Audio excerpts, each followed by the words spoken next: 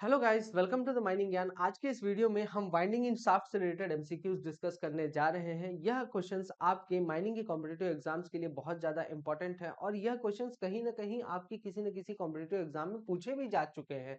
तो इसके साथ ही हमने पार्ट्स में ऑलरेडी इससे रिलेटेड वीडियोज अपलोड कर दिए हैं, बट इस एक सिंगल मास्टर वीडियो की मदद से आप जो है तो वाइंडिंग इन शाफ्ट से रिलेटेड सारे एमसीक्यूज कवर कर सकते हैं। तो वीडियो को अंत तक जरूर देखें।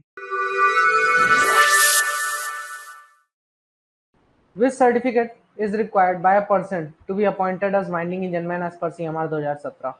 CMR 2017 के अनुसार जो है तो कौन सा सर्टिफिकेट रिक्वायर्ड होता है वाइंडिंग इंजन मैन को। ठीक है, तो किसी बंदे को अगर आप as a winding engine man appoint करना चाहते हैं तो उसके लिए कौन सा सर्टिफिकेट जरूरी है? Engine driver certificate, first class engine driver certificate, second class engine driver certificate, या फिर ऑल ऑफ द अबव।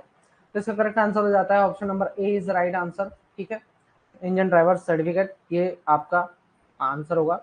ठीक, पहले के जब समय में जो सीएमआर 1957 का सीएमआर था 1957 वाला, उसमें बेसिकली आपका जो है तो फर्स्ट क्लास और second class engine driver certificate भी था। उसमें बोलता है कि आपका ये जो सर्टिफिकेट है ये दोनों भी वैलिड हैं। ठीक है, वैलिड है। अगर आपका यहाँ पे पर्टिकुलरली सीएमआर 2017 नहीं भी देता है, ठीक है, तब भी आप इंजन ड्राइवर सर्टिफिकेट ही टिक करके आएंगे, क्योंकि ये करेक्ट भी है। जो चीज रही नहीं गई उसके बारे में क्या कंफ्यूजन रखना। ठीक है, तो कंफ्यूजन नहीं रखना है। अगर सीएमआर 2017 नहीं भी यूज करता है तो भी आपका आंसर, अगर इंजन ड्राइवर सर्टिफिकेट बस टिक करके आते हैं, ठीक है, ऑल ऑफ द अबव नहीं टिक करते तो भी आपका आंसर करेक्ट ही होगा। नहीं मानता सामने वाला तो फिर देखा जाएगा, क्यों, देखा ना। चलो नेक्स्ट क्वेश्चन चल दे। हाँ, which certificate is required by a person to be appointed as engine driver of electrical winding engine up to 30 HP?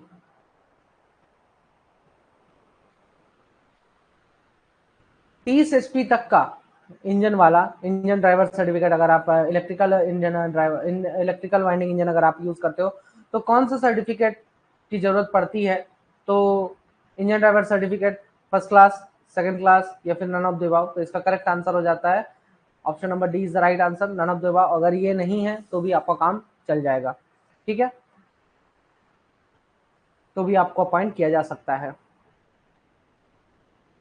Next question, अगर आपका सेम वही क्वेश्चन है, बस इसमें ये पूछ रहा है कि अगर आपका कंप्रेस्ड एयर वाइंडिंग इंजन है या स्टीम वाला वाइंडिंग इंजन है और सिलेंडर्स का डाया 18 सेंटीमीटर से कम है तो उस केस में कौन सा सर्टिफिकेट की जरूरत पड़ेगी?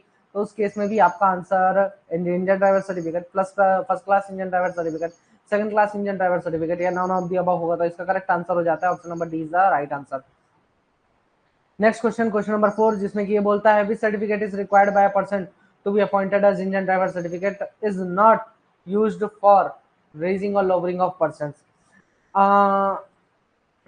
Which is not used for. तो ऐसा माइनिंग इंजन जिसका इस्तेमाल आप पर्सन्स को रेज और लोअर करने के लिए नहीं यूज कर रहे हैं, तो ऐसे वाइंडिंग इंजन में आपको जो आप अगर किसी व्यक्ति को अपॉइंट करते हैं as a winding engine as a engine driver, तो उसके पास कौन सा सर्टिफिकेट होना जरूरी है? तो engine driver certificate, first class, second class, या फिर नन ऑफ द अबव। तो इसका करेक्ट आंसर हो जाता है नन ऑफ द अबव। तो यहाँ पे 3 क्वेश्चन ऐसे हैं जो कि नन ऑफ द अबव से अपन के बनते हैं। तीनों क्वेश्चन में क्या, तीनों में क्या बोलता है कि कब कौन कौन से केसेस में आपको इंजन ड्राइवर सर्टिफिकेट की जरूरत नहीं है। कौन कौन से ऐसे केसेस है जिन केस में आपको इंजन ड्राइवर सर्टिफिकेट की जरूरत नहीं है? तो सबसे पहला केस, अगर इलेक्ट्रिकल वाइंडिंग इंजन है, तो उस केस में 30 एचपी से कम या 30 एचपी का अगर आपका वाइंडिंग इंजन है तो उस केस में इंजन ड्राइवर सर्टिफिकेट की जरूरत नहीं है। ठीक है, नंबर 2, अगर आपका स्टीम या फिर कंप्रेस्ड एयर वाला है, आपका वाइंडिंग इंजन है जिसमें कि इंजन का में जो सिलेंडर लगे हैं, ठीक है, तो सिलेंडर का डाया अगर लेस देन 18 सेंटीमीटर है, तो उस केस में भी वाइंडिंग इंजन ड्राइवर सर्टिफिकेट नहीं जरूरी है। एंड थर्ड चीज बोलता है कि अगर आप वाइंडिंग इंजन का इस्तेमाल पर्सन्स को रेज और लोअर करने के लिए नहीं यूज कर रहे हैं, पर्सन्स रेजिंग और लोअरिंग, ठीक है, raising and lowering of persons के लिए यूज नहीं कर रहे हैं, तो उस केस में भी आपको इंजन ड्राइवर सर्टिफिकेट की जरूरत नहीं है। आप डायरेक्टली अपॉइंट किए जा सकते हैं। तो ये 3 पॉइंट्स थे, ठीक है। अब वाइंडिंग इंजन ऑपरेट करने की ड्यूटी किसकी है? Banksman, official, winding engine man और कॉम्पिटेंट पर्सन। तो इसमें करेक्ट आंसर हो जाता है option number C is the right answer, ठीक है। वाइंडिंग इंजन मैन की ड्यूटी होती है वाइंडिंग इंजन को ऑपरेट करने की, ठीक। Next question, question number 6, in case of emergency who can operate winding engine? Emergency के केस में वाइंडिंग इंजन को कौन ऑपरेट कर सकता है? Banksman, official, competent person, on setter. तो इमरजेंसी के केस में वाइंडिंग इंजन को कौन ऑपरेट कर सकता है? कॉम्पिटेंट पर्सन ऑपरेट कर सकता है। Therefore option number C is the right answer, ठीक है। Next question, question number 7, what is the minimum period of work in a shift for winding engine man? Winding engine man के लिए minimum period of work क्या होगा एक shift में? 8 घंटे, 5 घंटे, 6 घंटे, 3 घंटे। तो इसका करेक्ट आंसर हो जाता है option number B is the right answer. कम से कम 5 घंटे तो काम करेगा ही करेगा, इससे कम नहीं काम कर सकता, ठीक है। इससे ज्यादा करना हो तो करवा लो। Who has the power to reduce the working time period of winding engine man? Winding engine man का वर्किंग टाइम पीरियड जो है, तो उसका वर्किंग टाइम पीरियड है, उसको रिड्यूस करने का काम किसका है? किसके पास इसकी पावर है? तो ये पावर किसके पास है? Chief inspector, regional inspector, district magistrate या फिर मैनेजर। तो इसका करेक्ट आंसर हो जाता है regional inspector. Option number B is the right answer, ठीक है। नेक्स्ट क्वेश्चन, क्वेश्चन नंबर 9 हल हुआ है, इसलिए जल्दी जल्दी करा रहा हूँ। In which of the following cases engine driver certificate is not required by a person to be appointed? निम्न में से किस केस में इंजन ड्राइवर सर्टिफिकेट की जरूरत नहीं होती है? Electrical winding engine up to 30 HP, steam winding engine cylinder dia less than 18 centimeter, winding engine not used for raising or lowering of persons, all of the above। तो इसका correct answer हो जाता है all of the above is the right answer. इनमें से किसी भी cases में इंजन ड्राइवर सर्टिफिकेट की जरूरत नहीं पड़ती है जिस भी बंदे को आप as a winding engine man appoint करने जा रहे हैं। न्यू वाइंडिंग इंस्टॉलेशन के कितने समय पहले आपको नोटिस भेजना जरूरी है? 15 दिन, 30 दिन, 60 दिन, 90 दिन। न्यू वाइंडिंग इंस्टॉलेशन के कितने दिन पहले आपको नोटिस भेजना जरूरी है? इसका करेक्ट आंसर हो जाता है option number C is the right answer. 60 दिन पहले कम से कम आपको भेजना जरूरी है। कौन कौन भेजेगा ये भी बता दीजिए। Owner, agent and manager. किसको किसको भेजेंगे? Chief inspector and regional inspector को भेजेंगे, ठीक है। तो ये बात ध्यान में रखना। New winding installation, in which of the following cases it is said a new winding installation? निम्न में से किस केस में कहा जाएगा कि ये एक न्यू वाइंडिंग इंस्टॉलेशन है? Shifting of winding engine from one side to the other within the same mine. Winding engine को एक साइड से दूसरी साइड अगर आप शिफ्ट कर रहे हैं एक ही माइंस में। Shifting of winding engine from one side to the other, from one mine to other. Winding engine को एक साइड से दूसरी साइड में शिफ्ट कर रहे हैं, वो भी एक माइन से दूसरी माइंस में। तो उस केस में, या फिर न्यू इंस्टॉलेशन फॉर रेजिंग और लोवरिंग ऑफ पर्सन। अगर आप न्यू इंस्टॉलेशन कर रहे हैं वर्कर्स को रेज और लोअर करने के लिए, तो उस केस में कहा जाएगा कि न्यू वाइंडिंग इंस्टॉलेशन हुआ है। तो इनमें से तीनों केस में ही कहा जाएगा new winding installation. Therefore option number D is the right answer. Next question, how many turns of rope shall remain on the drum when cage is at its lowest working point? जब आपका cage lowest working point पर रहता है तो उस समय drum में रोप के कितने टर्न्स बचने चाहिए? 1, 2, 3, 4। तो रोप के कितने टर्न्स बचने चाहिए? Option number B is the right answer. 2 turns कम से कम बचने चाहिए, ठीक है। नेक्स्ट क्वेश्चन, क्वेश्चन नंबर 13 आपका, how many brake shall remain always in on position except when operated? Winding engine में कम से कम कितने ब्रेक्स हर वक्त ऑन पोजीशन पे होने चाहिए? हाँ, जब ऑपरेट कर रहे हो तब नहीं होना चाहिए, बाकी उसके अलावा हर वक्त ऑन पोजीशन पे होने चाहिए। 1, 2, 3, 4। तो कम से कम एक होना चाहिए। तो option number A is the right answer. Next question, question number 14, winding engine shall not in the extreme position subtend in other in either direction an angle more than with the rope of the sheep, with the plane of the sheep। हाँ, कुछ गलत है इसमें, एक second बस, थोड़ा सा सही करना पड़ेगा इसको। डायरेक्ट क्वेश्चन भी पूछ सकता था फ्लीट एंगल कितना है, वो तो आपको पता ही होगा। वाइंडिंग रोप है यार, इंजन लिख दिया वहां पे, वाइंडिंग रोप होगा।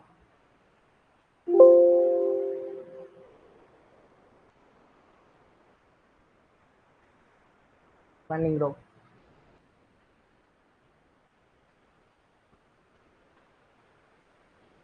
अच्छा, नॉट मोर देन भी है ना, an angle not more than, sorry sorry for the mistakes. तो not more than with the plane of the sheave. तो बेसिकली फ्लीट एंगल के बारे में बोल रहा है कि फ्लीट एंगल कितने से अधिक नहीं होना चाहिए। तो फ्लीट एंगल कितने से अधिक नहीं होना चाहिए, 1 डिग्री, 1.5 डिग्री, 2 डिग्री, 2.5 डिग्री। तो इसका करेक्ट आंसर हो जाता है option number B is the right answer. ठीक है, next question, question number 15, what must be the dia of drums in winding engine as compare to rope dia. Winding engine drum का कितना dia होना चाहिए अगर हम रोप डाया के comparison में देखें तो 80, 90, 100 या 110 गुना होना चाहिए। तो इसका करेक्ट आंसर हो जाता है option number C is the right answer. ठीक है, in which of the following detaching hook is provided, निम्न में से किस चीज में डिटैचिंग हुक प्रोवाइड किया जाता है, drum winding, Koepe winding, ground Koepe, tower cope.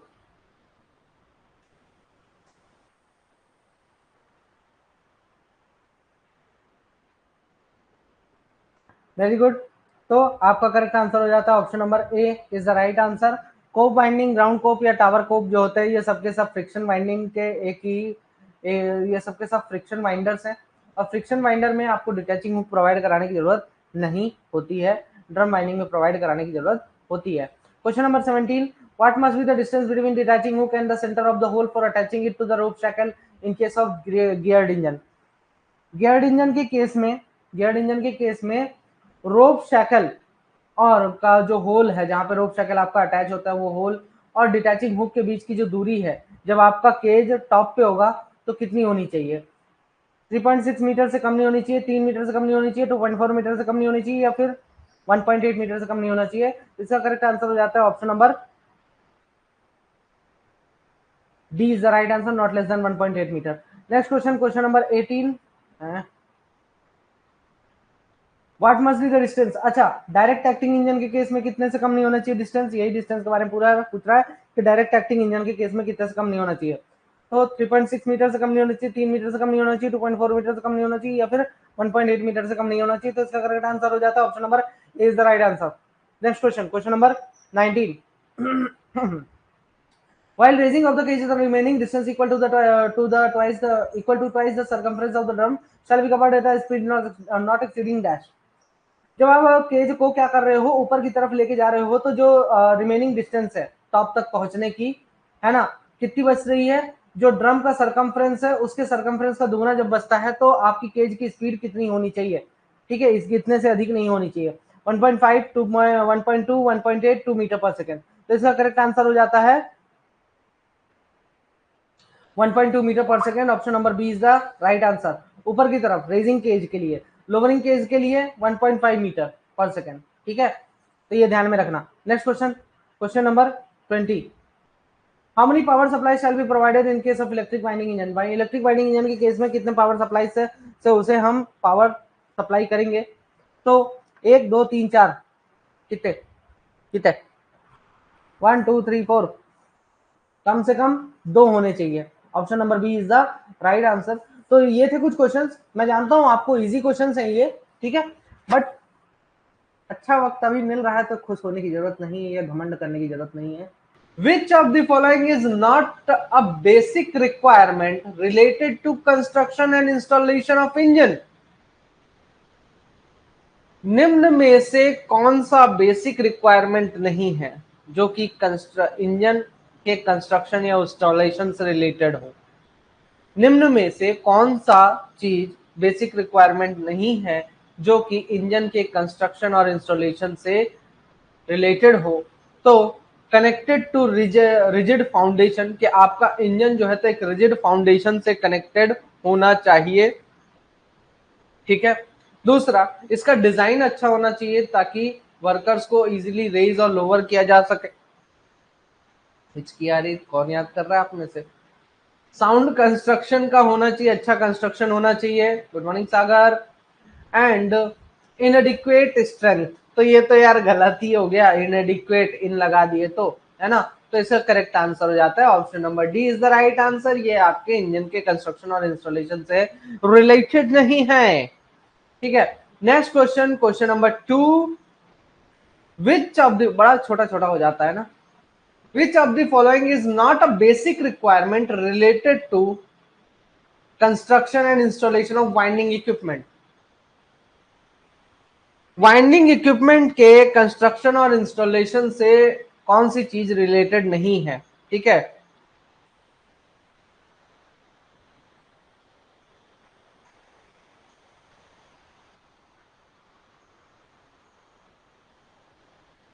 Fleet angle of winding rope shall not be more than 1.5 degree. Drum dia shall not be less than 100 times of the rope dia. Each pulley or sheave, while in motion, shall rotate in a horizontal plane. Grooves of sheaves or pulley shall be suited to the rope dia. ठीक है, तो इसका correct answer हो जाता है आपका, बताएं बताएं बताएं बताएं। अच्छा, सी ही होगा, चलो फिर कह देते हो तो ठीक है। Option number C is the right answer. यहाँ पे आपका हॉरिजॉन्टल प्लेन लिखा हुआ है, लेकिन होगा क्या, वर्टिकल प्लेन। तो क्वेश्चन आपका जो है, तो ये दोनों क्वेश्चन, क्वेश्चन नंबर 1 और क्वेश्चन नंबर 2 किस रेगुलेशन से, रेगुलेशन नंबर 78 से ही थे। एक में, अब देखिए यहाँ पे थोड़ा ध्यान दीजिएगा क्वेश्चन में, जो आप ठीक है, आप ऑप्शन देख के समझ जा रहे हो, बट आपका ध्यान देने वाली बात है कि यहाँ पे मैंने इंजन वर्ड का यूज किया है, ठीक है। इसलिए बता रहा हूं क्योंकि हो सकता है सामने वाला यार मुझसे भी ज्यादा होशियार तो होगा ही, तो जाहिर सी बात है वो और भी अच्छे क्वेश्चन बना सकते हैं। और यहाँ पे वाइंडिंग इक्विपमेंट का इस्तेमाल किया गया है। वाइंडिंग इक्विपमेंट है रेगुलेशन का नाम, ठीक है, लेकिन जो सब रेगुलेशन 2 है, सब रेगुलेशन 2 है इसी का, इसमें क्या दिया हुआ है,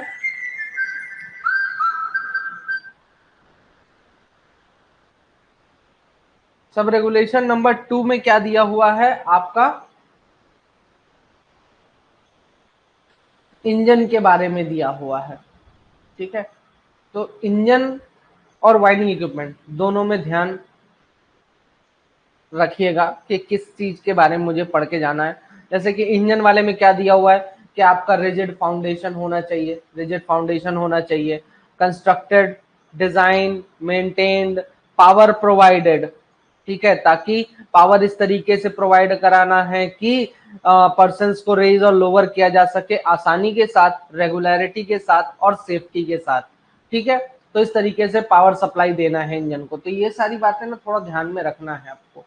चलिए आगे बढ़ते हैं, अगला क्वेश्चन देखते हैं, क्वेश्चन नंबर 3, जिसमें कि बोलता है विच of the following is a fitting of winding engine. निम्न में से वाइंडिंग इंजन का फिटिंग क्या है, निम्न में से वाइंडिंग इंजन का फिटिंग क्या है। अच्छा, flanges on drum to prevent over winding, one or more brakes to hold cage when maximum torque is applied, at least one brake mechanically operated that gets automatically applied on power failure, reliable depth indicator in addition to any mark on the drum showing position of the cage।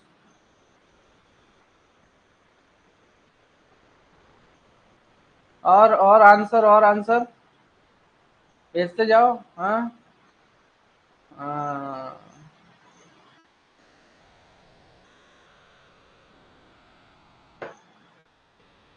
एक second,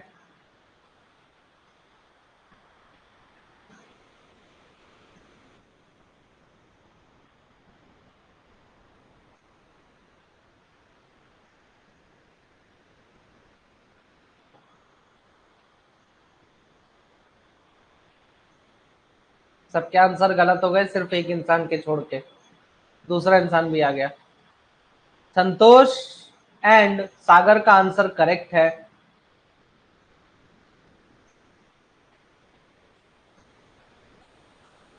ठीक है, तो ये ध्यान में रखें, क्यों, option number B है इनका answer and it is correct. अब क्यों, क्योंकि क्वेश्चन में पूछा है विच of the following is a fitting of winding engine, निम्न में से कौन सा वाइंडिंग इंजन का फिटिंग है। ठीक है, फ्लैंजेस, तो फ्लैंजेस ओवर वाइंडिंग प्रिवेंट नहीं करता, तो ये फिटिंग नहीं है। ठीक है आपका। उसके बाद एक ब्रेक कम से कम ऐसा होना चाहिए जो कि मैकेनिकली ऑपरेटेड हो, जो कि ऑटोमेटिकली अप्लाइड हो जाए पावर फेलियर पे। तो आपका यहाँ पे जो पावर फेलियर वाला ब्रेक है कम से कम एक, वो कैसा होना चाहिए, पावर ऑपरेटेड के केस में बोलता है। ठीक है, पावर ऑपरेटेड की केस की बात करता है उसमें। आपका सब रेगुलेशन नंबर 5C में देखिए, वहां पे बोलता है कि अगर आपके ब्रेक्स पावर ऑपरेटेड है तो एक ऐसा होना चाहिए जो कि पावर सप्लाई में फेल होने पर आपका ऑटोमेटिकली अप्लाई हो जाए। तो मैकेनिकल वर्ड का वहां पे यूज नहीं किया है किसी भी प्रकार से। ठीक है, तो ये ध्यान में रखना है इस चीज में। उसके बाद डेप्थ इंडिकेटर जो है आपका, in addition to any mark, ठीक है, डेप्थ इंडिकेटर लगाना है, लेकिन डेप्थ इंडिकेटर जो आप लगाओगे उसमें आपका रोप पर पोजीशन एक पॉइंट मार्क होना चाहिए। ठीक है, जो कि केज की पोजीशन शो करेगा। तो आपका ड्रम पे वो चीज मार्क नहीं रहता, उस पे रोप पे मार्क रहता है। तो अब बचता क्या है, सही तो यही है भाई कि एक या एक से अधिक ब्रेक्स जो कि केज को होल्ड करेंगे जब आपका केज मैक्सिमम टॉर्क अप्लाई करेगा। क्लियर है ये चीज। ठीक है, तो ये ओवर वाइंडिंग नहीं शो करता, ये पावर ऑपरेटेड होता है और ये रोप पे मार्क्ड होता है। तो ये तीनों गलत हो गए। अब आपका बोलता है सही कौन सा है, यही तो पूछ रहा है क्वेश्चन में, तो बी वाला सही है। क्वेश्चन ध्यान से पढ़े और ऑप्शंस भी। नेक्स्ट क्वेश्चन, चलो एक हलवा क्वेश्चन देता हूं। विच of the following is not a fitting of winding engine, निम्न में से वाइंडिंग इंजन का फिटिंग कौन सा नहीं है।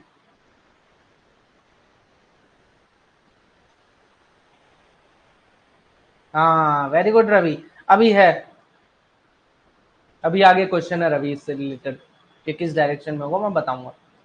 Flanges, brakes, depth indicator, caps.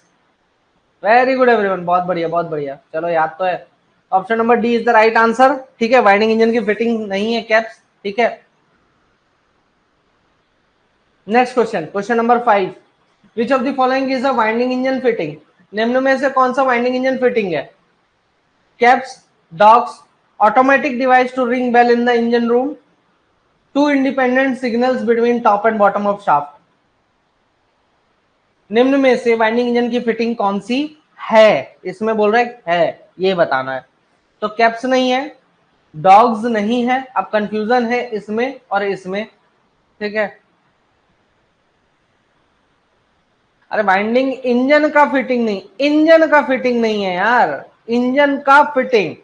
अब यहाँ पे जो मैं क्वेश्चन बना रहा हूं वो आपका रेगुलेशन नंबर 79 के फिटिंग्स ऑफ वाइंडिंग है। देखिए 79 में बोलता है वाइंडिंग इंजन के फिटिंग्स, ठीक है, और आपका 80 में बोलता है शाफ्ट फिटिंग्स। दोनों में कुछ तो डिफरेंस होगा। ठीक है, तो आपका ये जो सिग्नलिंग सिस्टम है ये आपका शाफ्ट फिटिंग है, ये शाफ्ट फिटिंग है। ठीक है, ये ध्यान में रखना। और ये जो आपका है ऑटोमेटिक डिवाइस वाला, ये आपका डेप्थ इंडिकेटर के साथ लगा होता है जो कि इंजन रूम में घंटी बजाने का काम करता है। और ये डेप्थ इंडिकेटर क्या है, आपका डेप्थ इंडिकेटर तो एक प्रकार का इंजन फिटिंग है, वाइंडिंग इंजन का फिटिंग है। ठीक है, तो ये option number C is the right answer. बाकी के कैप्स और डॉग्स ये भी आपका शाफ्ट फिटिंग में आता है। ठीक है, तो आपको डिफरेंस क्रिएट करके रखना है कौन सा मेरा शाफ्ट फिटिंग है और कौन सा मेरा वाइंडिंग फिटिंग है, वाइंडिंग इंजन का फिटिंग है। ठीक है, ब्रॉड वे में अब देख रहे हैं तो चीजों को सेपरेट करके अच्छे से समझेंगे यार, है ना। Which of the following statement is not true for brakes as a fitting in winding engine? अब ब्रेक्स से रिलेटेड, जो ब्रेक्स हम वाइंडिंग इंजन में एज अ फिटिंग यूज करते हैं, जो ब्रेक्स हम वाइंडिंग इंजन में यूज करते हैं as a winding engine fitting, वो ब्रेक्स से रिलेटेड कौन सा स्टेटमेंट ट्रू नहीं है। ठीक है, एक या उससे अधिक ब्रेक्स होने चाहिए जो कि दो केजेस को जब मैक्सिमम टॉर्क अप्लाई होता है इधर डायरेक्शन में तो होल्ड करके रखे। एक या एक से अधिक ब्रेक्स होने चाहिए जो कि दो लोडेड केजेस को मिड शाफ्ट में होल्ड करके रख सके जब मैक्सिमम टॉर्क अप्लाई होता है इधर डायरेक्शन में। एटलीस्ट वन ब्रेक तो ऐसा होना चाहिए जो हर वक्त ऑन पोजीशन पे रहे जब उसको ऑपरेट ना किया जा रहा हो तब, ठीक है। In case of power operated brakes का, पावर ऑपरेटेड ब्रेक्स के केस में कम से कम एक ब्रेक ऐसा होना चाहिए जो कि ऑटोमेटिकली अप्लाई हो जाए पावर फेलियर पे, ठीक है। तो इसमें से कौन सा स्टेटमेंट ट्रू नहीं है ब्रेक्स से रिलेटेड? तो ब्रेक्स से रिलेटेड ये statement number B is not true, ठीक है। अब क्यों नहीं ट्रू है देखिए, अब ब्रेक्स के बारे में बताते हैं। ब्रेक्स आपका भांति भांति के ब्रेक्स होते हैं, ठीक है। पहले तो 2 पॉइंट समझते हैं। 2 केज, 2 केज के केस में क्या है एंड 1 केज के केस में क्या है, ठीक। जो 2 केजेस वाला है उसमें बोलता है maximum torque, maximum torque in either direction, either direction. 1 cage वाले में क्या बोलता है? Maximum torque, maximum torque in downward direction, in downward direction, ठीक है। तो इसमें 2 केस समझ में आते हैं, ठीक है। डाउनवर्ड डायरेक्शन या फिर 1 केज में मिड शाफ्ट में कहीं पर भी अगर आप मिड शाफ्ट में लोडेड केज को होल्ड करके रख सके, ठीक है, लोडेड केज को होल्ड करके रख सके, तो इसकी बात कही है, तो इतना ध्यान रखिएगा। उसके बाद और भी ब्रेक्स आते हैं आपका। एक ब्रेक ऐसा होना चाहिए, 1 ब्रेक, ठीक है, कैसा होना चाहिए? Always on position, on position. दूसरा power operated brakes, power operated अगर है आपके ब्रेक्स, तो पावर ऑपरेटेड के केस में क्या है?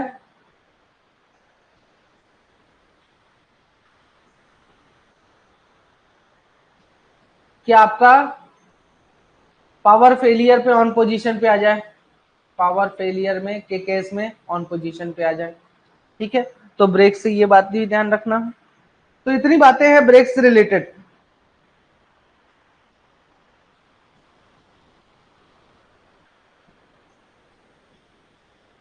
क्या है, क्या चल क्या रहा है इनका आज?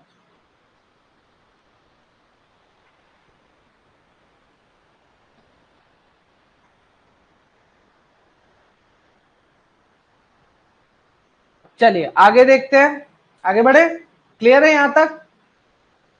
चलो, वेरी गुड एवरीवन, बहुत बढ़िया। Question number 7, which of the following is not a shaft fitting? निम्न में से शाफ्ट फिटिंग कौन सा नहीं है?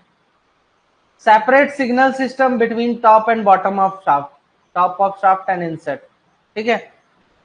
शाफ्ट के टॉप और इनसेट के बीच में सेपरेट सिग्नल क्या होना चाहिए? सेपरेट सिग्नल सिस्टम होना चाहिए। Stop valve to control the engine, engine को कंट्रोल करने के लिए स्टॉप वाल्व होना चाहिए। Sufficient number of guides to ensure smooth and safe travel of cage, guides पर्याप्त मात्रा में होने चाहिए ताकि केज को स्मूथ और सेफ तरीके से ट्रेवल कराया जा सके। Bottom clamps to keep guide ropes tight, tightening, tighted होना चाहिए, ठीक है, समझ गए हो। बाकी बॉटम में एक क्लैम्प्स लगा होना चाहिए गाइड रोप्स के ताकि गाइड रोप हमेशा टाइट रहे एकदम, ठीक है। तो स्टॉप वाल्व, ये जो स्टॉप वाल्व है ये आपका एक प्रकार का वाइंडिंग इंजन फिटिंग है। अब बोलेंगे कहां दिया हुआ है? देखो सिंपल सी बात बोलता है, रेगुलेशन 79 का 6, सब रेगुलेशन नंबर 6, इसमें क्या बोलता है कि स्क्रू स्टॉप वाल्व यूज ना करें, शैल नॉट बी यूज तो उसके अलावा तो मैं कोई सा भी यूज कर लूँ ना यार, तो मैंने कोई सा भी दे दिया, ठीक है,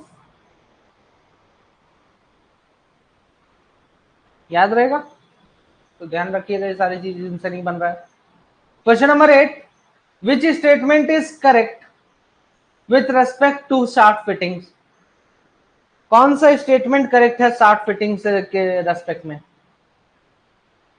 डॉग्स का काम होता है टॉप मोस्ट लैंडिंग के ऊपर, ठीक है, टॉप मोस्ट लैंडिंग के ऊपर केजेस को होल्ड करके रखना। कैप्स का काम होता है टॉप मोस्ट लैंडिंग पर केजेस को होल्ड करके रखना। ऑटोमेटिक इंडिकेटर्स का काम होता है प्लेटफॉर्म्स की पोजीशन शो करना, या फिर ऑल ऑफ द अबव। तो सारे स्टेटमेंट करेक्ट है, ठीक है। Option number D is the right answer. ये अलग से भी दे रहा है आशीष, श्रीधर, विपुल, तो करता है, सारे स्टेटमेंट करेक्ट है जी।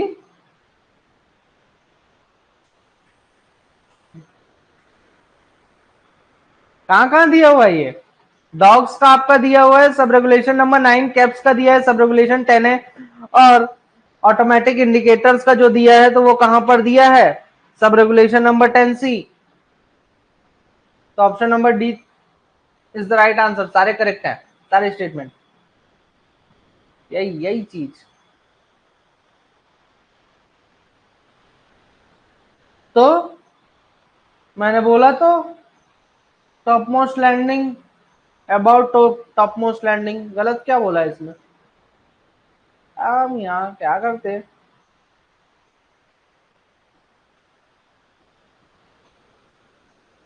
Which of the following shaft fittings are not used for their respective defined purpose?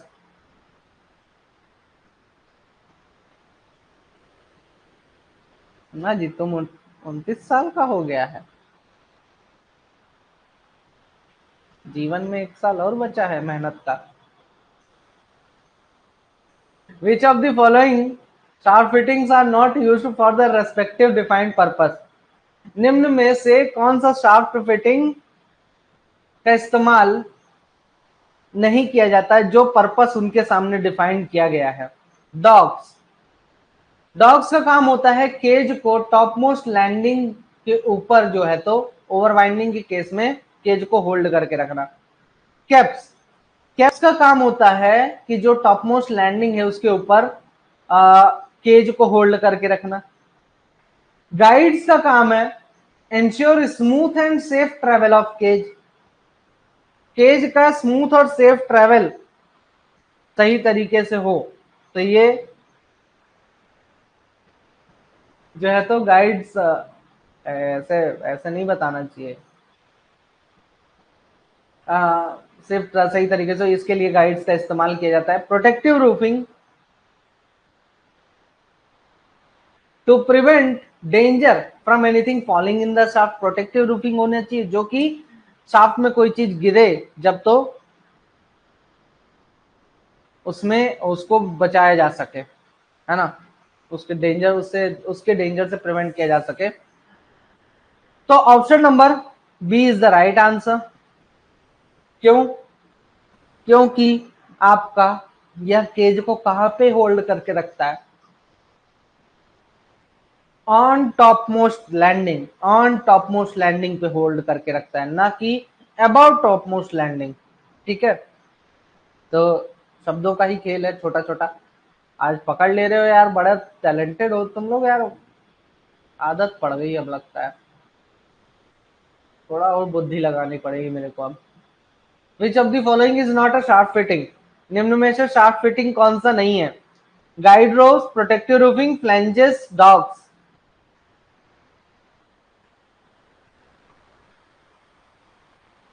Sharp fitting नहीं है।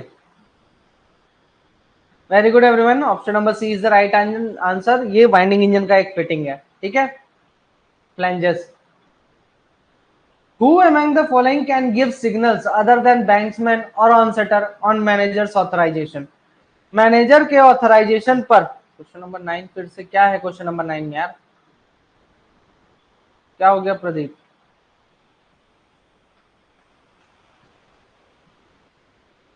तब तक तुम टाइप करो। हाँ, निम्न में से कौन लोग, लास्ट में देखते हैं, लास्ट में एक बार मैसेज करना तो मैं बता दूंगा। निम्न में से कौन लोग जो है तो बैंक्समैन और अनसेटर के अलावा मैनेजर के ऑथराइजेशन पर सिग्नल दे सकते हैं? असिस्टेंट मैनेजर, सरदार, ओवरमैन या ऑल ऑफ द अबव? तो करेक्ट आंसर हो जाता है option number D is the right answer, all of the above. क्यों? क्योंकि वहां पे सीधे सीधे लिखा है ऑफिशियल। ऑफिशियल, यहाँ पे कॉम्पिटेंट पर्सन भी नहीं लिखा है, ये नहीं लिखा है कॉम्पिटेंट पर्सन, ठीक है, तो ये ध्यान में रखना, ऑफिशियल होना चाहिए, ठीक।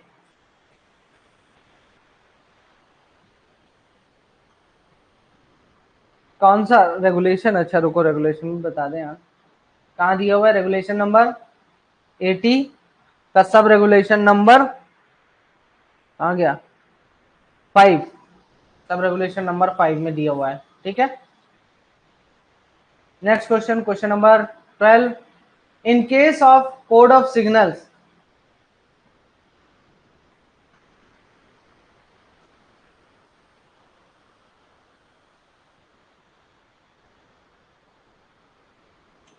in case of जी बिल्कुल सागर, in case of code of signals used in shaft, how many rap means to lower? Shaft में जो कोड ऑफ सिग्नल्स यूज होते हैं उसमें कितने रैप्स का मतलब जो है तो होता है कि नीचे करो, 1 2 3 4, तो 2 घंटी का मतलब होता है नीचे करो, ठीक है। Option number B is the right answer.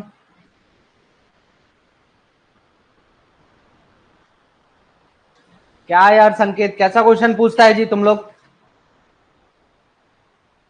पूरा का पूरा डेफिनेशन का खत्म हो चुका है आपका, अभी तक ये डाउट में हो? खोलो डेफिनेशन वाला पन्ना।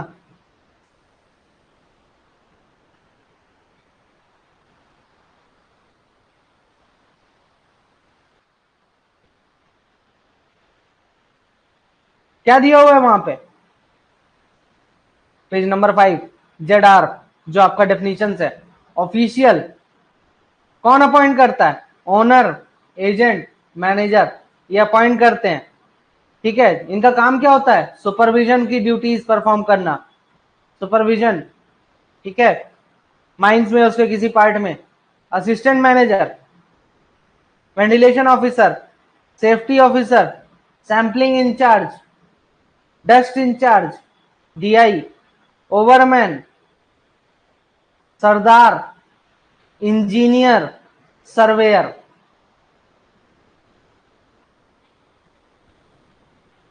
सर्वेयर, ये सब के सब ऑफिशियल है। कॉम्पिटेंट पर्सन कौन होता है? ऐसा बंदा जो कि क्या करे, 20 साल की उम्र हो, ठीक है, किसी एक पर्टिकुलर काम के लिए, किसी एक पर्टिकुलर काम के लिए जिसे मैंने अपॉइंट किया है।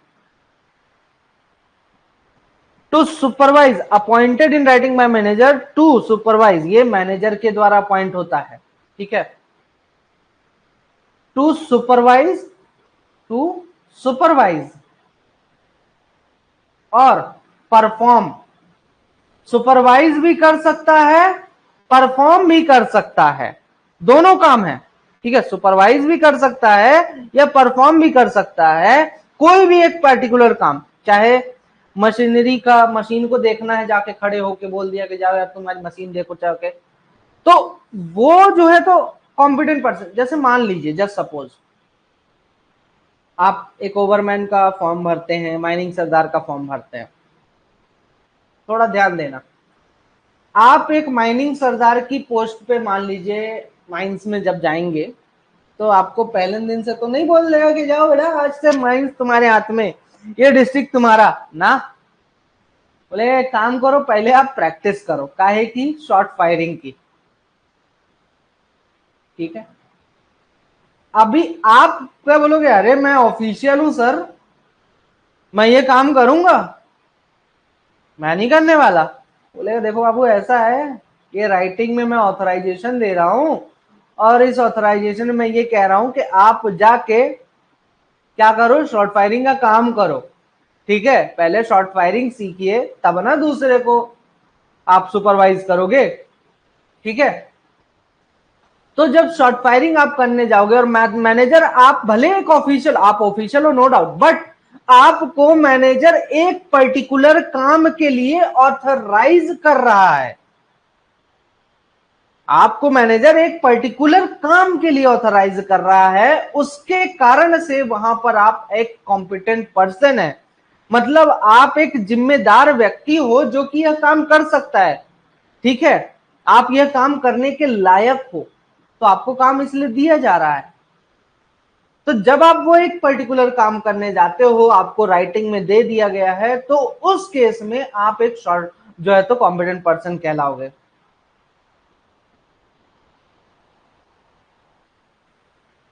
ठीक है, तो थोड़ा ध्यान में रखिए इन चीजों को, कॉन्सेप्ट क्लियर रखिए। अभी तक कितने सारे हमने क्वेश्चंस नहीं देखे थे उस समय कि आपका कब कब एक ओवरमैन, सरदार और मैनेजर को कॉम्पिटेंट पर्सन बोला गया है, तो उसमें आपको डाउट्स नहीं होने चाहिए बेसिकली, नहीं तो क्या फायदा इतनी प्रैक्टिस करवाने का।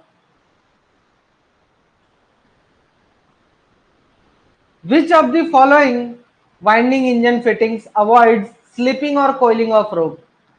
निम्न में से कौन सा वाइंडिंग इंजन फिटिंग जो है तो रोप्स की स्लिपिंग और कोइलिंग को अवॉइड करता है? फ्लेंचेस, dogs, caps, breaks.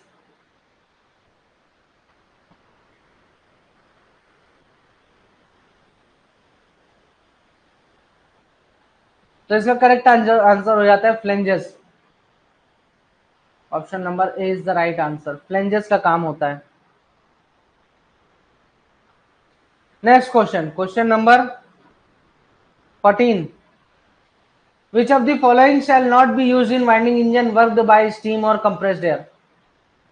Winding engine में, ऐसे वाइंडिंग इंजन जो कि स्टीम या कंप्रेस्ड एयर की मदद से चलते हैं, तो उनमें कौन सी चीज यूज नहीं करना है? Pressure relief valve, control valve, screw valve, plug valve.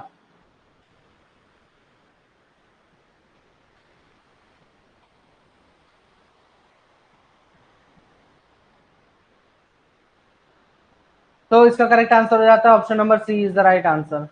क्या हो गया संकेत, कुछ आया है? आपका दिया हुआ है सब रेगुलेशन नंबर 6 में ये चीज दिया हुआ है, ठीक है। Next question, which of the following shaft fittings ensure the smooth and safe travel of cages? निम्न में से कौन सा शाफ्ट फिटिंग केजेस के smooth and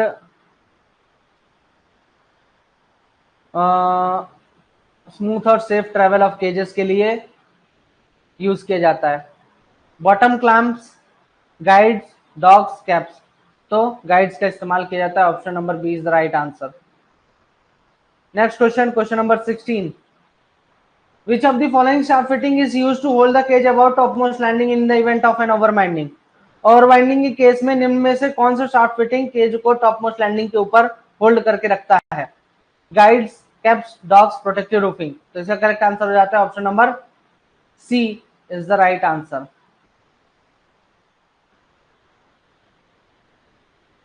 next question, which of the following is used to hold the cage on the topmost landing? Topmost landing में cage को hold करके रखने का लिए किस चीज का इस्तेमाल किया जाता है? Caps, guides, dogs, protective roofing. तो इसका करेक्ट आंसर हो जाता है option number A is the right answer, caps का इस्तेमाल किया जाता है। Next question, question number 18, which of the following is used to prevent danger from anything falling in the shaft? निम्न में से किसका इस्तेमाल किया जाता है शाफ्ट में कोई चीज गिरने पर उससे बचने के लिए? कौन सी चीज का इस्तेमाल किया जाता है? Automatic indicator, protective roofing, dogs, caps. तो इसका करेक्ट आंसर हो जाता है option number B is the right answer, protective roofing का इस्तेमाल किया जाता है। Which of the following is shall be used to show the position of caps or platforms to the banksman? निम्न में से किस चीज का इस्तेमाल किया जाता है कैप्स और प्लेटफॉर्म्स की पोजीशन शो करने के लिए? किसको? बैंक्समैन को। Protective roofing, cheese weight, depth indicator, automatic indicator. तो इसका करेक्ट आंसर हो जाता है option number D is the right answer.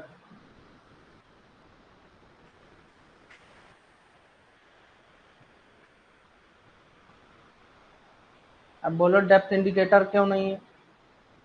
नहीं, डेप्थ इंडिकेटर क्यों होगा? क्या शो करता है डेप्थ इंडिकेटर?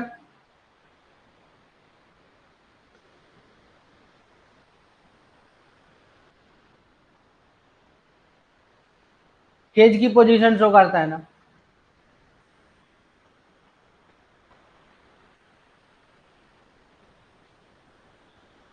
और मैंने यहां पूछा है कैप्स और प्लेटफॉर्म्स की पोजीशन, ठीक है, ये ध्यान में रखना। Next question, question number 20, what must be the minimum gap between cage top and protective roofing when cage is at bottom of the shaft? जब केज आपका शाफ्ट के बॉटम में हो तो आपके केज और प्रोटेक्टिव रूफिंग के बीच में कितना गैप होना चाहिए? 10, 15, 20, 25? शाफ्ट, शाफ्ट में ये प्रोटेक्टिव रूफिंग लगाया, केज आपका यहाँ पर कहीं है, ठीक है, तो इन दोनों के बीच का गैप कभी भी 15 सेंटीमीटर से कम नहीं होना चाहिए, not less than, sorry not more than 15 centimetre.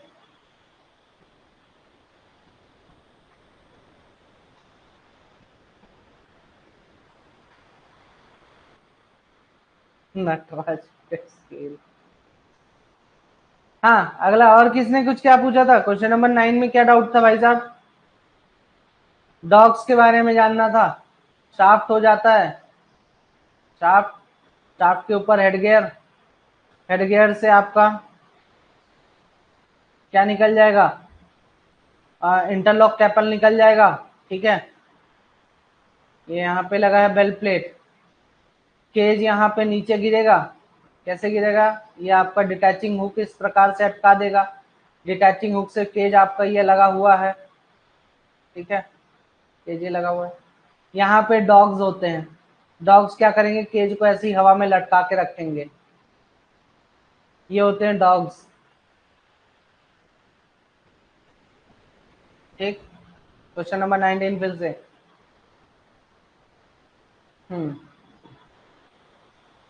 Question number 19 में आपका कैप्स और प्लेटफॉर्म की पोजीशन शो करने को बोलता है। तो बेसिकली देखिए, ध्यान से सुनिए, डेप्थ इंडिकेटर का काम होता है केज की पोजीशन शो करना, केज पोजीशन शो करना, ठीक है, और ऑटोमेटिक इंडिकेटर जो आपके शाफ्ट फिटिंग में आता है, इसका काम होता है कैप्स या फिर प्लेटफॉर्म्स जो आपके हैं, वो उनकी पोजीशन शो करने का काम होता है बैंक्समैन को, कि ये सही तरीके से अप्लाई हो चुके हैं कि नहीं अप्लाई हो चुके हैं, ठीक है, सही तरीके से सही जगह पे है कि नहीं है। तो ये दोनों में डिफरेंस है, आपको याद रखना है। तो मैंने यहाँ पे कैप्स और प्लेटफॉर्म्स की पोजीशन जब पूछी है तो हम ऑटोमेटिक इंडिकेटर्स आंसर हो जाएगा, और अगर इसकी जगह मैं केज की पोजीशन की बात करता तो ये आपका डेप्थ इंडिकेटर हो जाता। और डेप्थ इंडिकेटर ये भी ऐसे भी ध्यान रख सकते हो कि डेप्थ इंडिकेटर बैंक्समैन को देता है क्या पोजीशन? डेप्थ इंडिकेटर बैंक्समैन को पोजीशन बताता है क्या? नहीं, वाइंडिंग इंजन रूम में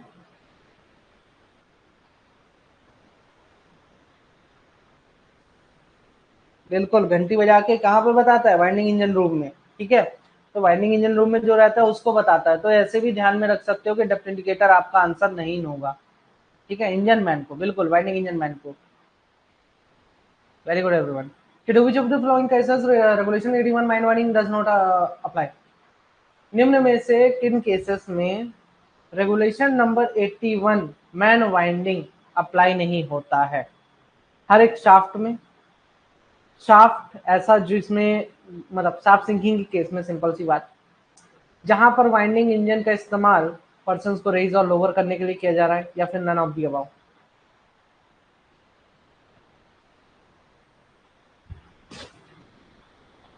वेरी गुड एवरीवन, बहुत सही।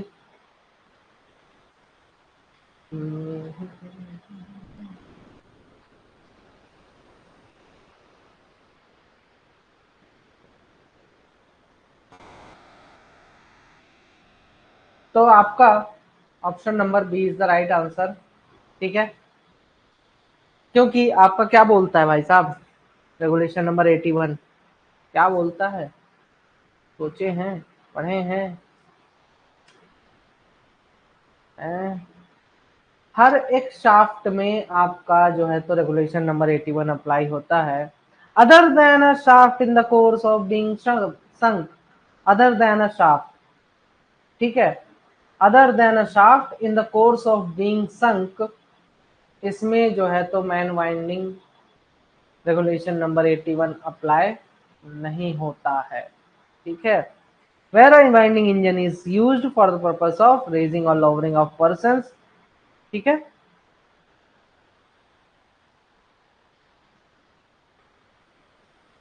Next question, question number 3, name of the manufacturers of which of the following part is not required to be recorded, निम्न में से किसके मैन्युफैक्चरर के पार्ट्स,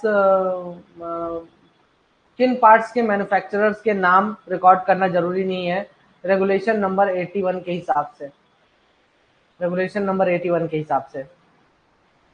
पहले क्वेश्चन पे ही distribution plates, detaching hooks, dogs, cages and chains, तो इसका करेक्ट आंसर हो जाता है option number C is the right answer. Dogs के बारे में नहीं कहा गया है कि इसका पूरा मैन्युफैक्चरर का डिटेल्स वगैरह होना चाहिए, ठीक है। नेक्स्ट क्वेश्चन है क्वेश्चन नंबर 3, जिसमें बोलता है कि आपका विच of the following particulars of man winding installation shall be kept recorded, man winding के जितने भी इंस्टॉलेशंस हैं, ठीक है, उन सभी के पर्टिकुलर्स आपको रिकॉर्ड करके रखने हैं, लेकिन कौन कौन से पर्टिकुलर्स, कौन कौन सी बातें आपको रिकॉर्ड करके रखनी है, मैन्युफैक्चरर का नाम, किस ईयर में मैन्युफैक्चर किया गया है वो पार्ट, स्पेसिफिकेशंस और डायमेंशंस उस पार्ट के, उस पार्ट से रिलेटेड जो भी सर्टिफिकेट, रेफरेंस सर्टिफिकेट सप्लाई किया गया है वो, and all of the above. तो option number D is the right answer, ये सारी डिटेल्स होनी चाहिए। इसके साथ ही date of installation, date of installation भी आपका होना चाहिए, तो ये भी ध्यान में रखना है, ठीक है। Next question, question number 4, who shall sign on the entries of particulars of man winding installations recorded, man winding installations में जो भी आपने पर्टिकुलर्स रिकॉर्ड किए हैं, जो एंट्री किए, उसमें साइन किसके किसके होंगे, इंजीनियर, कॉम्पिटेंट पर्सन, मैनेजर या फिर ऑल ऑफ द अबव, कौन कौन साइन कर सकता है? तो इसका करेक्ट आंसर हो जाता है option number D is the right answer, ठीक है। मैंने साइन बोला है, अब साइन तो इनके तीनों के होंगे, तीनों में से कोई भी कर ले, ठीक है, इसलिए option number D is the right answer. अगर मैं बोलता कि मेकिंग द एंट्री वर्ड का यूज करता, कि जो एंट्री कर रहा है, ठीक है, वो साइन करे, तो उसमें इंजीनियर और कॉम्पिटेंट पर्सन आते हैं। काउंटर साइन की अगर बात करता तो मैनेजर आता है, लेकिन साइन तो सभी के कर हो सकते हैं, तो इसीलिए आपका all of the above is the right answer, ठीक है। पता था एक ही को चूज करोगे। Question number 5, which of the following shell not B used in case of man winding,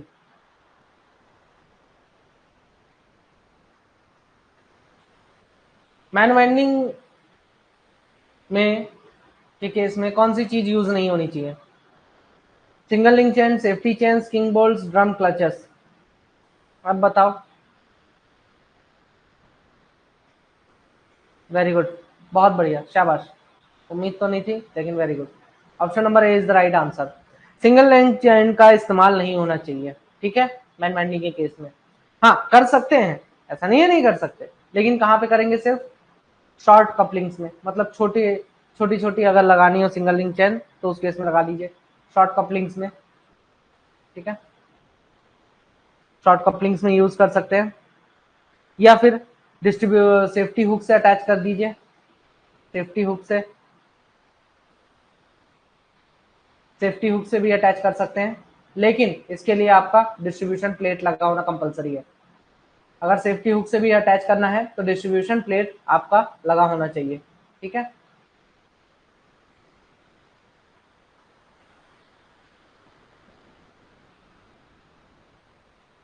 in which of the following cases single link chain can be used in man winding, निम्न में से किस case में single link chain का man winding में इस्तेमाल किया जा सकता है, शॉर्ट कपलिंग चेन के रूप में केज से अटैच किया जा सकता है, सेफ्टी हुक से अटैच किया जा सकता है, डिस्ट्रीब्यूशन प्लेट का इस्तेमाल होना चाहिए सेफ्टी हुक से अटैच करने के लिए, या फिर ऑल ऑफ द अबव। तो option number D is the right answer, जैसा कि अभी मैंने आपको बताया। क्वेश्चन नंबर 7,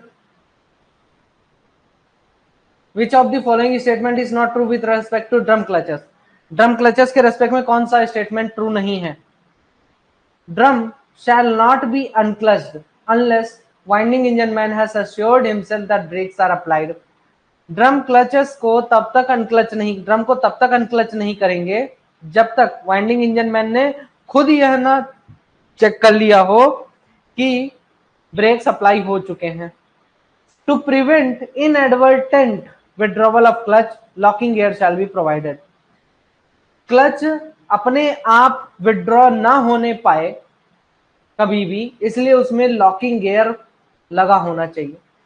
इंटरलॉकिंग डिवाइसेस जो फिट किए जा रहे हैं तो इस तरीके से होने चाहिए कि जब तक आपका ब्रेक सप्लाई ना हो जाए तब तक क्लच अनक्लच किया जा सके। ठीक है, इंटरलॉकिंग डिवाइस इस तरीके से होने चाहिए कि जब तक आपके ब्रेक्स जो है तो सॉरी जब तक आपका क्लच पूरी तरह से एंगेज ना हो जाए ब्रेक्स आप रिलीज ना कर पाए। ठीक है, तो इसका करेक्ट आंसर हो जाता है option number C is the right answer. इसमें आपका क्या क्या चीजें हटाई हैं, यहाँ पे बस नॉट पॉसिबल होना चाहिए था। ठीक है, कि तब तक अनक्लच नहीं कर सकते जब तक ब्रेक सप्लाई ना हो जाए, तो ये ध्यान में रखना। Next question, question number 8, which of the following shall be provided in man winding to prevent over speeding and over winding? Man winding में ऐसा क्या प्रोवाइड कराना है कि ओवर स्पीडिंग और ओवर वाइंडिंग को प्रिवेंट किया जा सके? Automatically recording speed indicator, automatic contrivance, या फिर डिटैचिंग हुक, या फिर drum clutch? A B A B B A B है भाई, ओवर वाइंडिंग के लिए है तो डिटैचिंग हुक, तो डिटैचिंग हुक ना करेक्ट आंसर होगा जी।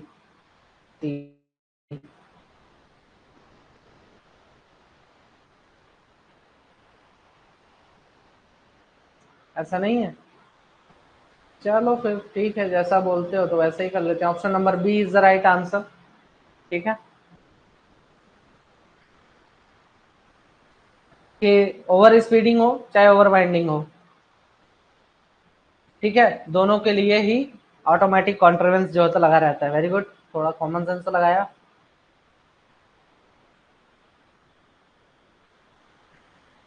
Question number 9, what is the maximum speed of descending cage while landing at pit bottom? Pit bottom पे लैंड करते समय डिसेंडिंग केज की मैक्सिमम स्पीड कितनी होनी चाहिए?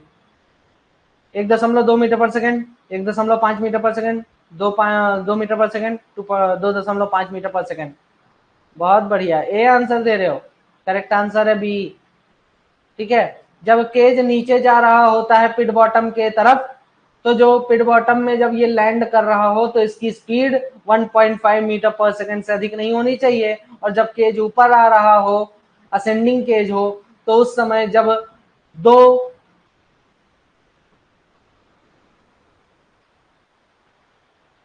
प्रगति, क्या बोलते हो जी हिंदी में, क्या बोलते हैं प्रगति, क्या बोलते हैं, दो सरकमफ्रेंस के डाया का दुगना डिस्टेंस जो है तो 1.2 मीटर पर सेकेंड। तो नीचे आते समय 1.5, ऊपर जाते समय 1.2। सरकमफ्रेंस को क्या बोलते हैं, प्रगति, कुछ तो बोलते हो यार हिंदी में। Question number 10, who will specify the maximum speed of winding in any shaft? परिधि, हाँ परिधि, वही। किसी भी शाफ्ट में वाइंडिंग की जो मैक्सिमम स्पीड है कौन बताएगा? Manager, chief inspector, regional inspector, या फिर district magistrate? Chief inspector, correct answer है बी। ठीक है, अगर आपका एक पर्टिकुलर माइंस की बात करता, यहाँ पे बोलता कि माइंस में, ठीक है, इन अ माइंस, तो उस केस में मैनेजर, ठीक है, एक पर्टिकुलर माइंस की जब बात करते हैं तो मैनेजर फिक्स करता है, लेकिन मैनेजर भी जो मैक्सिमम स्पीड इसकी द्वारा बताई गई है, ठीक है, हालांकि मैनेजर जो फिक्स करता है तो वो इसी के बेसिस पे फिक्स करता है जो चीफ इंस्ट्रक्टर ने के द्वारा बताया गया है।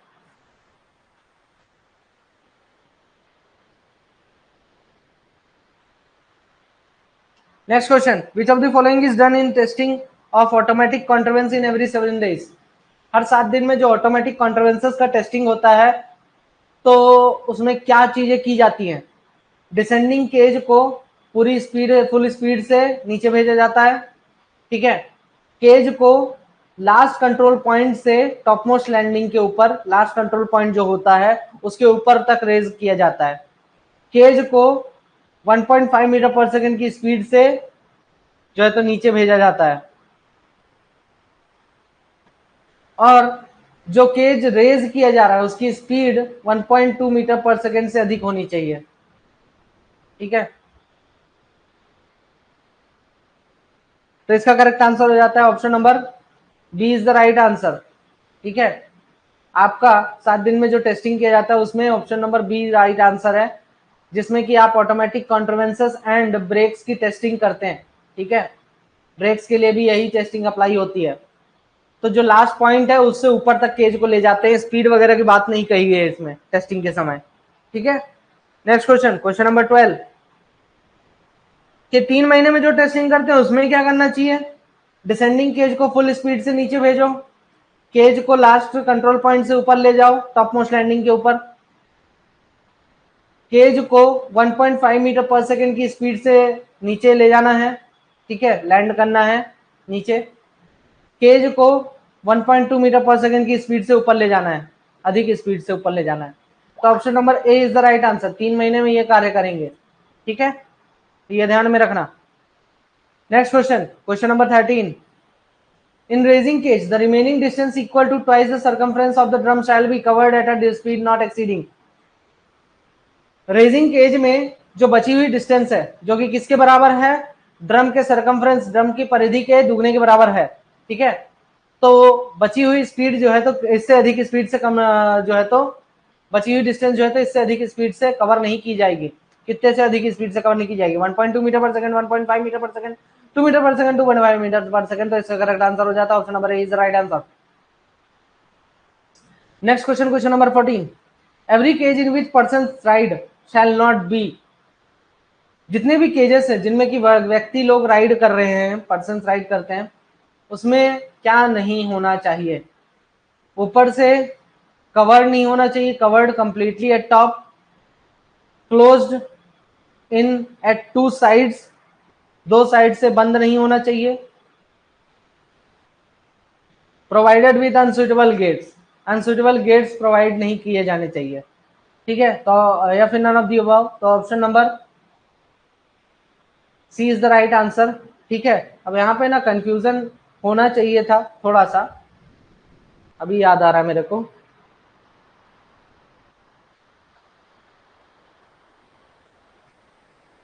सुटेबल गेट्स प्रोवाइड कराने हैं, ठीक है, लेकिन अनसुटेबल बोल दिया तो इसलिए ये सही है। बाकी यहाँ पे थोड़ा सा कंफ्यूजन होता है क्योंकि अब केज में 4 तो साइडें होते हैं।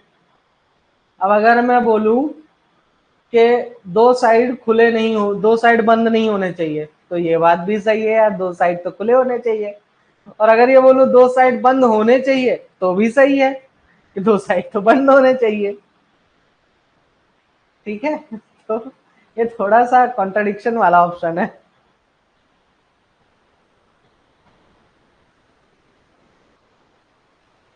चलो कोई नहीं।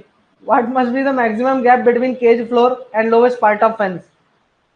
केज का फ्लोर और जो लोवेस्ट पार्ट है फेंस का, लोवेस्ट पार्ट है फेंस का, उसके बीच का मैक्सिमम गैप कितना हो सकता है।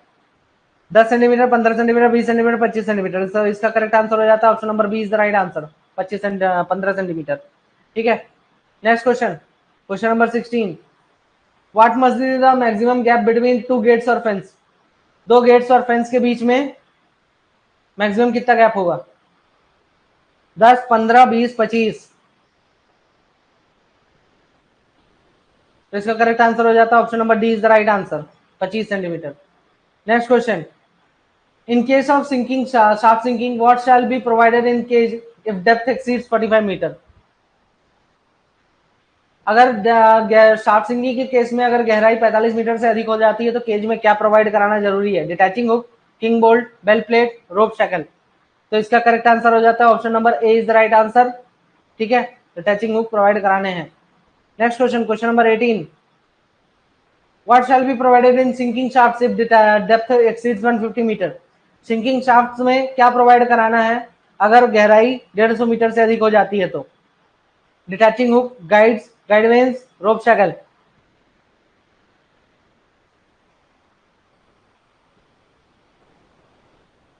तो यहाँ पे करेक्ट आंसर हो जाता है option number B is the right answer, guides.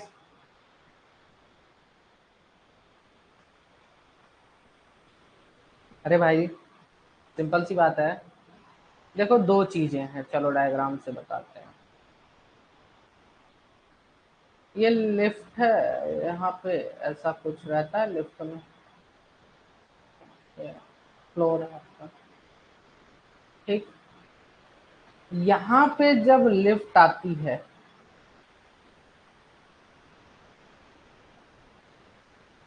ये लिफ्ट यहाँ पे, तो लिफ्ट का ये दरवाजा, ये लिफ्ट का दरवाजा जिसमें आप बैठे हो, और ये एक दरवाजा जो कि आपका फ्लोर पे होता है, ठीक है।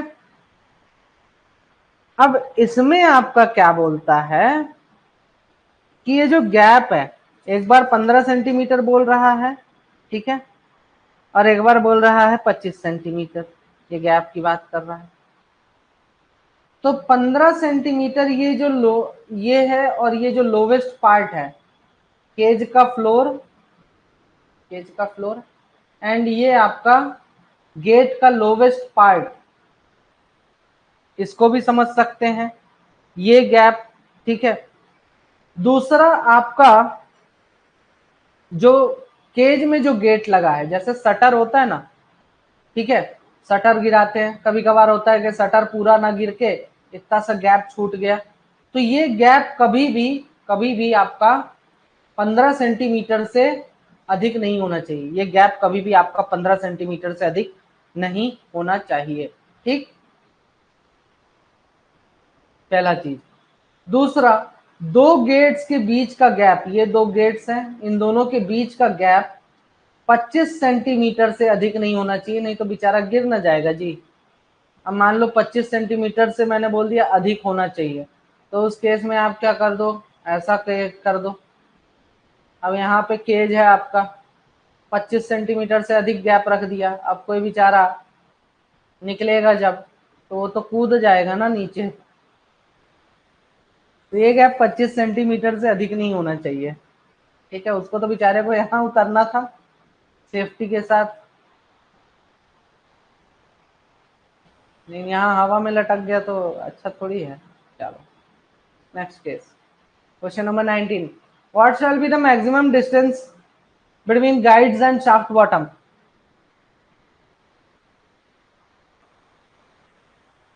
गाइड्स और शाफ्ट बॉटम के बीच में मैक्सिमम डिस्टेंस कितना हो सकता है? उससे अधिक नहीं होना चाहिए। 3.5 metre, 22.5 metre, 45 metre, 28 metre, sorry 18 metre.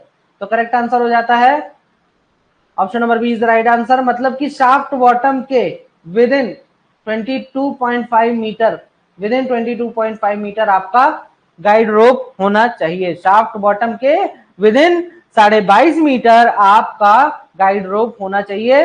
Last question, in sinking shafts signaling appliances shall be examined once at least in every, sinking shaft में सिग्नलिंग अप्लायंस का एग्जामिनेशन कितने समय में एक बार होता है? 24 घंटे, 48 घंटे, 7 दिन, 3 दिन। तो इसका करेक्ट आंसर हो जाता है, तो हाँ अंदर, इसके भीतर होना चाहिए, इससे अधिक नहीं होना चाहिए दूरी पर। तो करेक्ट आंसर हो जाता है option number A is the right answer, ठीक है। To watch the complete video, download Mining Gyan 2.0 app from the Play Store and enjoy seamless learning with Mining Gyan 2.0.